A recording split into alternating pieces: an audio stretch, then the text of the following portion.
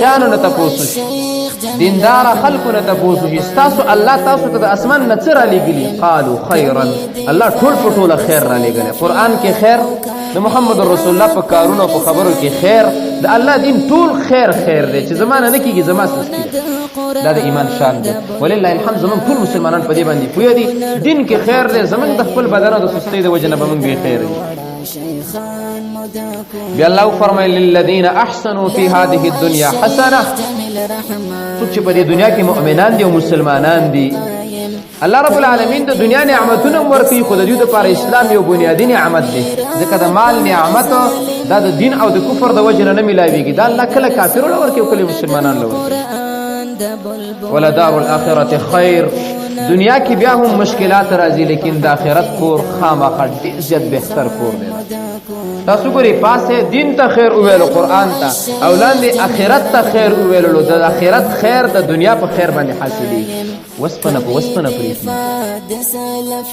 او بیا الله رب العالمین فرمایي ولنعم دار المتقین دا د آخرت ښکلی کور دا به هر چا ته میلاویږي دته به هر څوک ورځي نه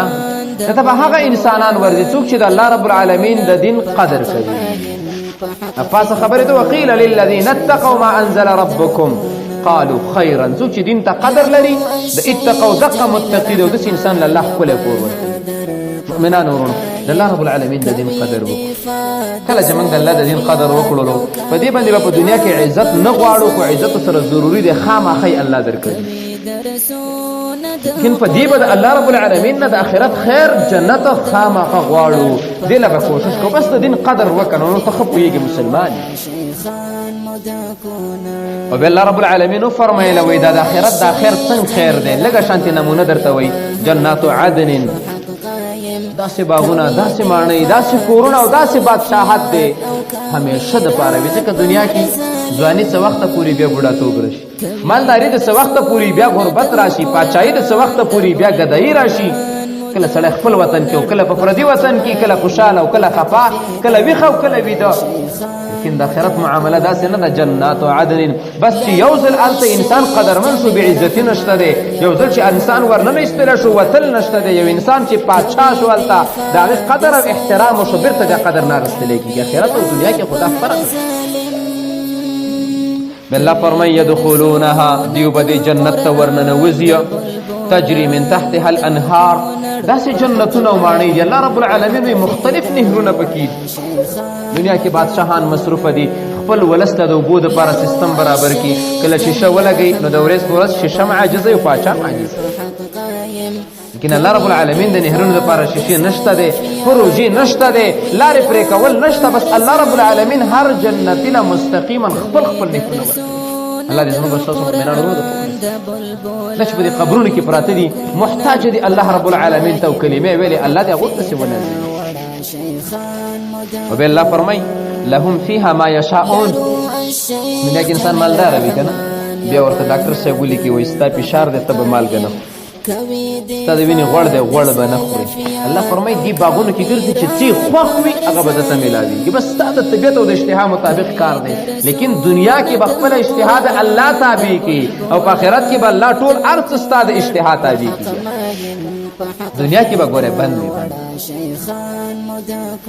او بیا فرمایي کذلک یجزي الله للمتقین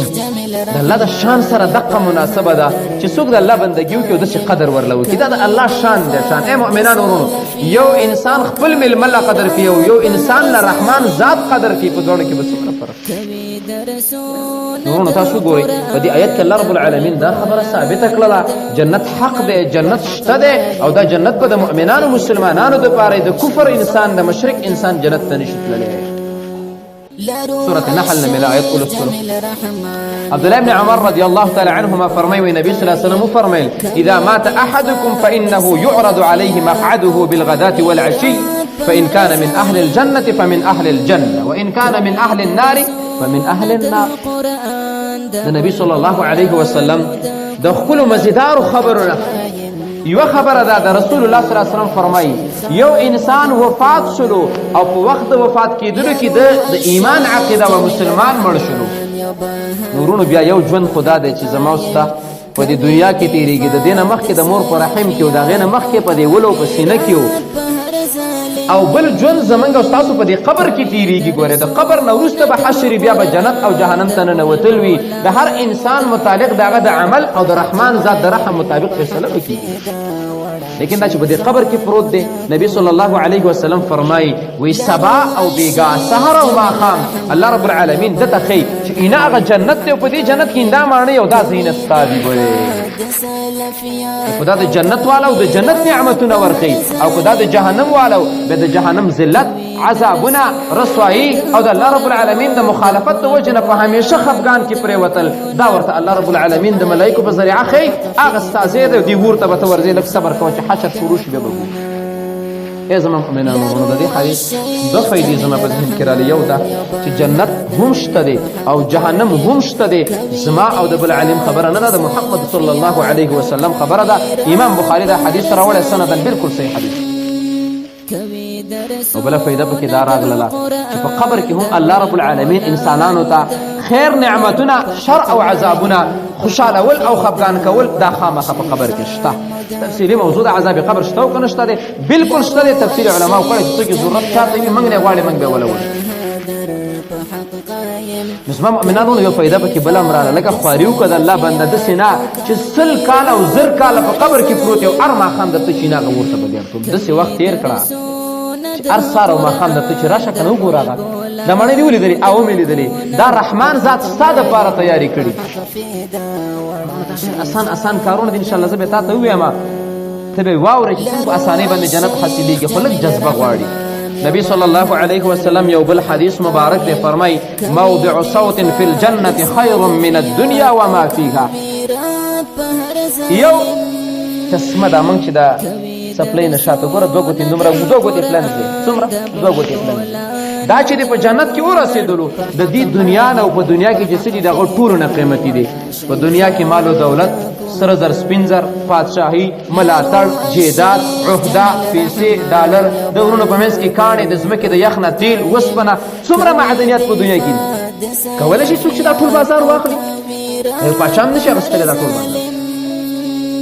د ځمکې نشي اخیستلی، پاتې د سودا او دغه دکان او بلډینګ. لیکن الله رب العالمین د محمد صلی الله علیه وسلم په واسطه موږ ته وایي که تاسو نیک عمل وکړو او جنت کې درته دومره ځای میلاو شولو، دا درته د ټولې دنیا نه قیمتي.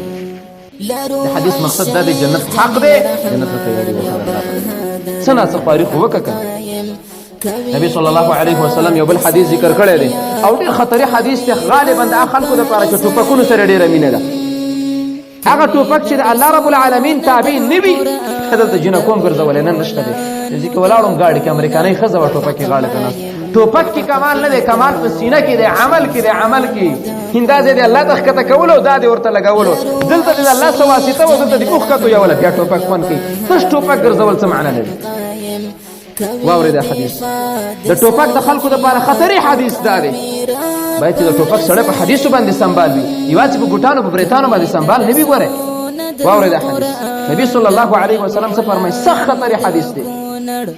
من قتل معاهدا لم يرح رائحة الجنة وإن ريحها توجد من مسيرة 40 عاما.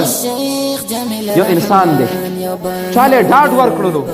زما پادشاهي او زما په حکومت کې به ته بالکل نه مړ کېږي، تا ته امن دی. نبي صلی الله علیه وسلم کافر یادوي. کافر سر کافر دی، سر پلار نیکه کافر دی، منځ نه کوي، جومات نه پیژني، سجده نه لګوي. او دی مسلمانان ورته وویل زمونږ په وطن کې به تا څوک نه وژني او بیا څوک راولګېد او دا سړی یې مړ کړلو. معاهد کافر ته وایي. ګورې دا که مجاهد دی، که دا عالم دی، که دا په دې تنظیمونو کې کوم نوم په ځان باندې لګوي، که دا تور دی، که سپین دی، برېت یې غټ دی او که واړه دي، څڼه لري او که نه لري. نبي صلی الله علیه وسلم فرمایي جنت ته ورننوتل څه کې 40 کاله لرې مسافت باندې د جنت نه خوشبویي ځي. 40 کالو مطلب دا د دې نه مزل شروع کړ 40 کاله ځه دنیا به ټوله ووایي د جنت خوشبویي به هم ونه ویني. لیکن نن موږ تاسو ته قتل څومره آسان دی، څومره آسان دی. راته زمونږ د هر مشکل حل دا دی چې صرف سړی مړ. انا لله و انا الیه راجعون. والله العظیم ټوپک راوچتول ډېر آسان کار دی. هر سړی تک تور د کارغه د څنګ په شانتې کلشنکوب لري. هر سړی د بارود استاذ او ماهر دی. هر چا سنګر لیدلی، هر چا د امریکایي خلاف شپه روڼ کړې ده. لیکن د ټوپک په قدر هر سړی نه پوهېږي. که پوهېدلی رسول الله به دا خبرې نه کوي. که د ټوپک خلکو د رحمان نه ویریږي د رحمان د وینا مطابق ټوپک استعمال کې بیا به جنتونو ته لاړ شي او که چېرته د شیطان او د نفس او د خپلې دبدبې دپاره استعمال کړو زه یې نه وایم